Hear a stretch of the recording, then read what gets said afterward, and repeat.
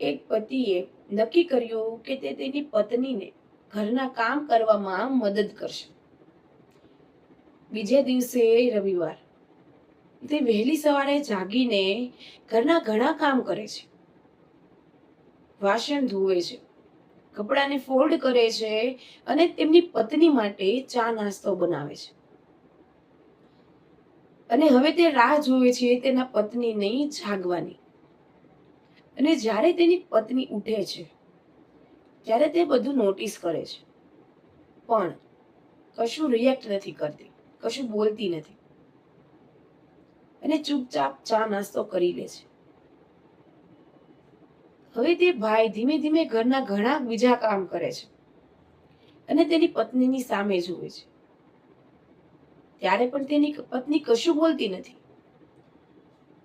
એટલે તે ભાઈને હવે ધીમે ધીમે ગુસ્સો આવવા લાગ્યો કે તે મને નોટિસ નથી કરતી, મને ઇગ્નોર કરે છે.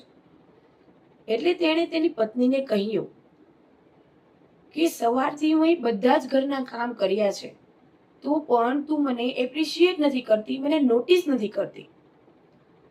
ત્યારે તેની પત્નીએ બહુ સરસ વાત કરી અને બહુ સરસ જવાબ આપ્યો કે હું લગ્ન કરીને જ્યારથી આવી છું ત્યારથી રોજે ઘરના બધા જ કામ કરું છું, પણ આજ સુધી મને કોઈએ એપ્રિશિએટ નથી કરી અને તમે માત્ર એક દિવસના કામ પાછળ એપ્રિશિએશન માંગો છો. મારું બસ એટલું જ કહેવું છે કે જે વ્યક્તિ તમારા માટે કામ કરે છે, તમારા માટે તેના જીવનમાંથી અમુક સમય ફાળવે છે, તો તેને નોટિસ કરો, નાની નાની વાતોમાં તેને એપ્રિશિએટ કરો.